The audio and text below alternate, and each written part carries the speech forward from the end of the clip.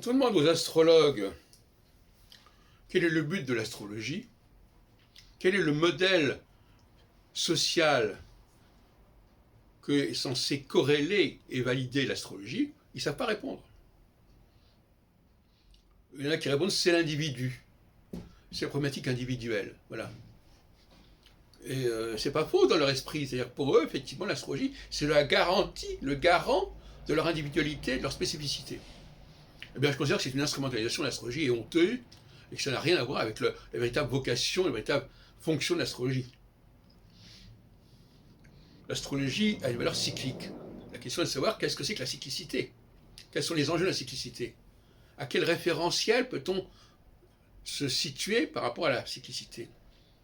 Moi, je veux dire qu'il y a un référentiel qui me paraît important, c'est celui de la conception de la naissance, par exemple. Qu'est-ce qui se passe lorsque la femme, au bout de 9 mois, va accoucher? Elle se débarrasse de quelque chose. Elle se débarrasse d'une charge. À la fois, il y a un accomplissement, c'est mené à bien, et à la fois, elle est libérée. D'ailleurs, il n'y a pas de liberté sans problématique de libération. On est libéré de quoi? Par rapport à quoi? Par rapport à un certain poids, un boulet. Donc, l'astrologue doit nous dire à quel moment une personne, et notamment un leader, de préférence, est amené à se décharger de quelque chose. À déléguer, parce que déléguer ou députer, c'est aussi une façon de se décharger.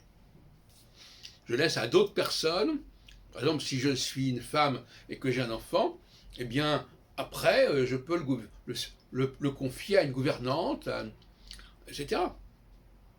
C'est ce que fait ma mère, par exemple. Et donc, à un moment donné, on est libéré. On est libéré, alors on peut faire autre chose. On peut faire effectivement un nouvel enfant, parce qu'on ne peut pas être, à connaissance, on ne peut pas avoir d'enfant si on est enceinte. Donc, on est libéré, mais on peut aussi avoir d'autres choses à faire. Ça ne veut pas dire que ce qu'on avait fait avant disparaît, mais ça veut dire que c'est délégué, que ça va y avoir un héritage, une transmission. Donc l'astrologie nous parle de la transmission.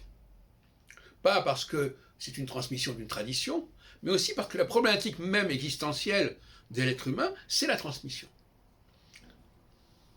Quand quelqu'un a terminé une œuvre, musicale ou autre, eh bien à un moment donné, il peut transmettre.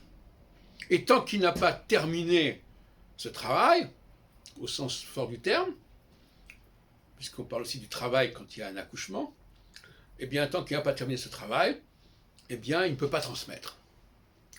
Et donc, lorsque l'on approche de la fin du cycle de l'hémicycle de 6 ans, il y a une espèce de course contre la montre, quelque part, de compte à rebours, qui fait qu'à ce moment-là, on va essayer de rendre transmissible par d'autres, à d'autres, plutôt, pas les deux, ce qui était engagé pour qu'on ne soit pas constamment responsable de ce qu'on avait fait jusqu'à présent.